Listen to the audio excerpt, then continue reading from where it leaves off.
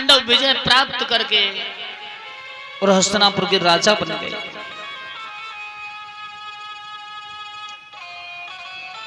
कन्हैया बोले बुआ अब हम जा रहे हैं।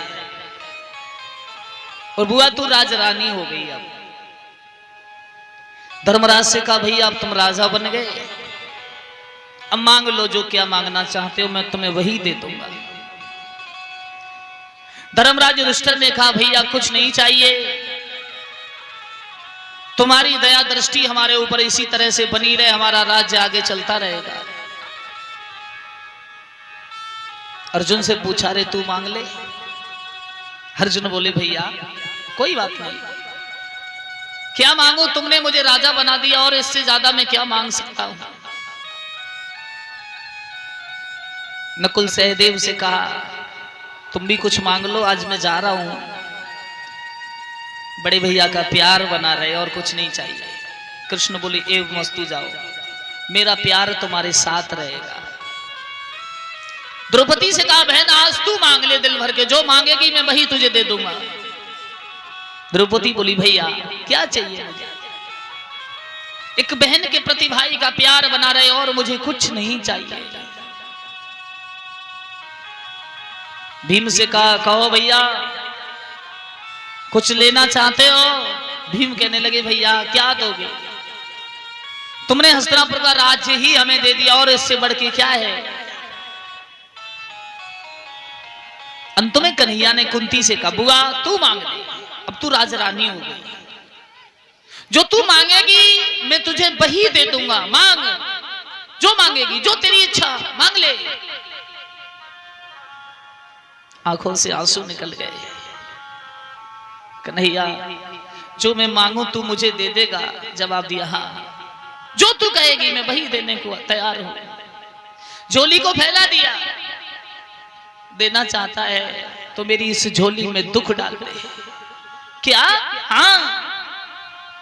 कृष्ण बोले तू दुखों से मिली नहीं है बेटा, दुख आया ही नहीं मेरे पास। क्यों?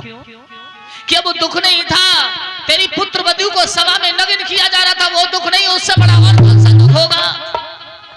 क्या वो दुख नहीं था तेरे पांचों पुत्रों को लाकर घर भवन में डाल दिया जलाने के लिए, वो संकट नहीं था?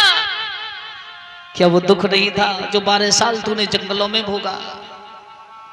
बुआ क्या वो दुख नहीं था दुर्वासा ऋषि भोजन की इच्छा करके जंगल में तेरे पास पहुंचे? बुआ क्या वो दुख नहीं था तेरा पुत्र अभिमन्यु मारा गया? क्या वो दुख नहीं था 5 पुत्र द्रौपदी के मारे गए? इससे बड़ा और क्या दुख लेगी? कुंती बोली बेटा वो दुख नहीं था, वो सुख था। बेटा जब जब दुख आया तब तब मैंने तुझे याद किया और तू द्वारिका से दौड़ा चला आया, प्रत्येक दुख को तूने सुख में बदल दिया।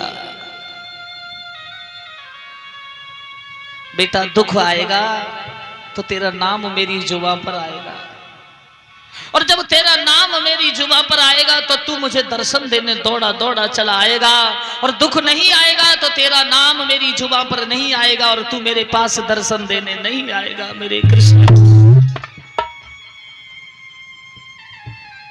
दुख में सुमिरन सब करे, सुख में करे न को, जो सुख में सुमिरन करे तो दुख काहे को हो। बेटा सिर्फ मुझे दुख ही दुख दे दो, मुझे सुख नहीं चाहिए, नहीं चाहिए। कुंती की आंखों से आंसू निकल पड़े। भगवान ने कहा बुआ प्रणाम, अब मैं जा रहा हूं। कन्हैया द्वारका चले गए और हस्तिनापुर के राजा पांडु हो गए। धर्मराज युधिष्ठिर राज गद्दी पर बैठ गए। बड़ी अच्छी तरह से राज्य धर्मराज चला रहे हैं। उधर भगवान कृष्ण बैकुंठ की तैयारी करने लगे। जो यादवों को गलती नहीं करनी थी वो यादव गलती कर गए। दुर्वासा ऋषि के सामने एक महान पुरुष को वस्त्र पहनाए, पेट बना लिया बड़ा सा, सामने ऋषि के सामने खड़ा कर दिया स्त्री के वस्त्र पहना के। महाराज इस स्त्री के क्या पैदा होगा? दुर्वासा ने क्रोध में आके कह दिया इसमें तुम्हारा काल है, तुम्हारे सब यादवों का विनाश। जल्दी जल्दी यादव गए, कपड़ा उसके उतारे तो लोहे की एक धुरी निकली। सोचने लगे इसको खत्म कर दो नहीं तो हमारा विनाश हो जाएगा। गंगा के किनारे जाके उसे घिसने लगे रेतियों से। जो छोटे छोटे कण उसके बन गए उन कणों से पटेरा उत्पन्न हो गया। कील बची, उसे फेंक दिया। जो बलिया धीमर था उसने जाल जब डाला उस कील को मछली ने निगल लिया और मछली जाल में फंस गई। वो बलिया धीमर कौन सा? पहले बाली था। सुंदर नुकीली कील समझ के उसने अपने धनुष के उसी तीर पर लगा लिया। एक दूसरे को दारू पी करके यादवों में युद्ध छिड़ गया। हथियार नहीं थे, पटेरा तोड़ते एक दूसरे की गर्दन में मारते, पटेरे से ही गर्दन कट जाती है। क्यों? संत का अपमान जिसने किया वो जिंदगी में सुखी रहने वाला नहीं। भगवान ने कहा है कि मोर बचन चाहे पर जाए फीका, संत बचन पत्थर की लिखा। मेरा कहा हुआ वाक्य झूठा हो सकता है लेकिन मेरे भक्त की कही हुई वाणी कभी झूठ नहीं होती। मेरे भैया स्वयं बलराम कृष्ण उन्हें बचाने दौड़े लेकिन वो यादव कहां बचने वाले थे कृष्ण बलराम से। 56 करोड़ यादव एक दूसरे से आपस में लड़ भिड़ के कट के मर गए। कृष्ण कहने लगे भैया बलराम अब मैं भी तैयारी कर रहा हूं जाने की, तुम भी चले जाओ। कुछ ही देर में द्वारिका समुद्र में डूब जाएगी।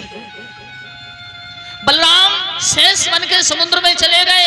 भगवान जंगल में जाके प्रतीक्षा कर रहे हैं कि कोई इन गोपिकाओं को लेने आ जाए तो मैं भी यहां से बैकुंठ की ओर चलूं।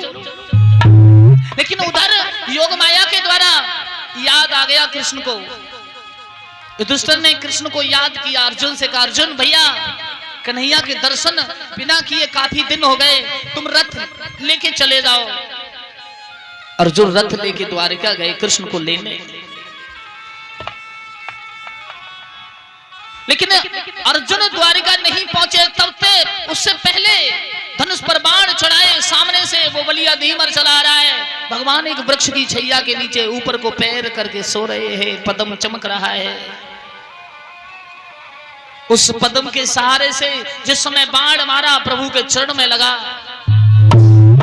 तलवे में लगा, क्षमा मांगने लगा, प्रभु दया करो धोखा हो गया, कोई बात नहीं, मैंने तुमको छुप के मारा ना।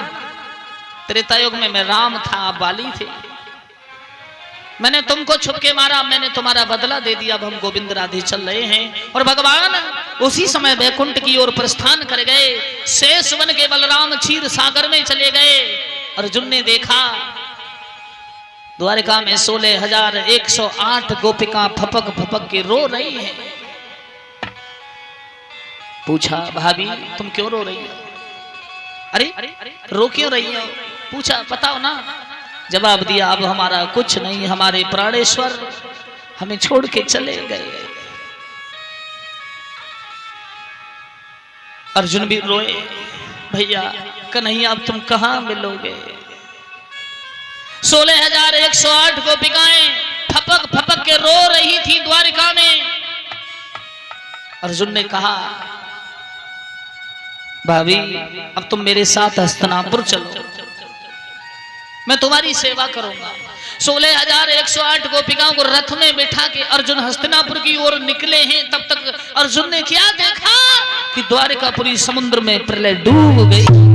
बोली कृष्ण भगवान की। अर्जुन के अंदर थोड़ा अहंकार वशीभूत हो गया। अहंकार क्या वशीभूत हुआ? अर्जुन के दिमाग में यह है कि मैं तुम्हारा सबका पालन कर लूंगा। भगवान ने कहा अर्जुन का भी अहंकार हमें चूर करना है। बलराम से कहा आना थोड़ी देर के लिए। भगवान स्वयं भीलों के बालक बन के आके खड़े हो गए, स्वयं भील बन गए, सब ग्वाला भील बने हैं, सब भगवान कृष्ण बलराम भील बन के रथ को रोक लिया। कहां जा रहा है लेके इनको? अर्जुन बोले मैं हस्तिनापुर का राजा हूं।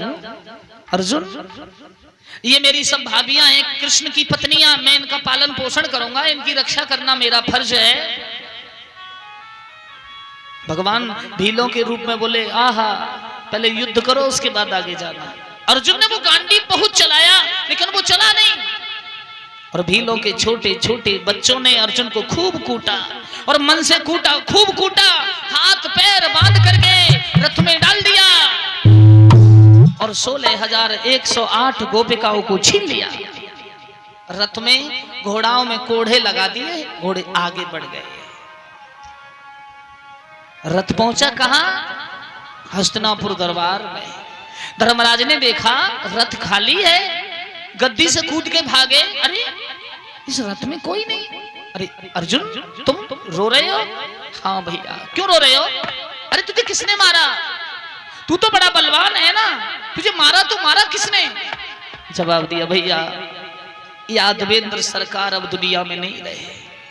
कुंती ने सुना कि मेरा बेटा कृष्ण नहीं रहा, बेटा कृष्ण जमीन पर गिरी, प्राण निकल गए। धर्मराज रोने लगे, नकुल भीम सहदेव सब रोने लगे। भैया कृष्ण छोड़ गए तो जो भाभी थी वो कहाँ है? जवाब दिया मैं सबको लेके आ रहा था, छोटे छोटे भीलों के बच्चों ने उनको भी छीन लिया। अर्जुन के हाथ खोले, युधिष्ठिर बोले तेरे पास गांडीव था, तूने बड़े बड़े महारथियों को मार डाला पर भीलों के बच्चों पर तेरा प्रहार नहीं किया।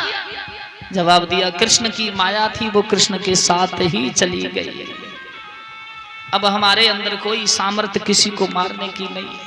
मैंने गांडी बहुत चलाया, वो चला ही नहीं।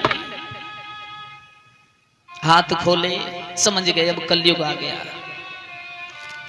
अभिमन्यु के पुत्र परीक्षित को राज्य तिलक कर दिया और पांडव एक एक करके सभी वैकुंठ की ओर चले गए। बोली कृष्ण।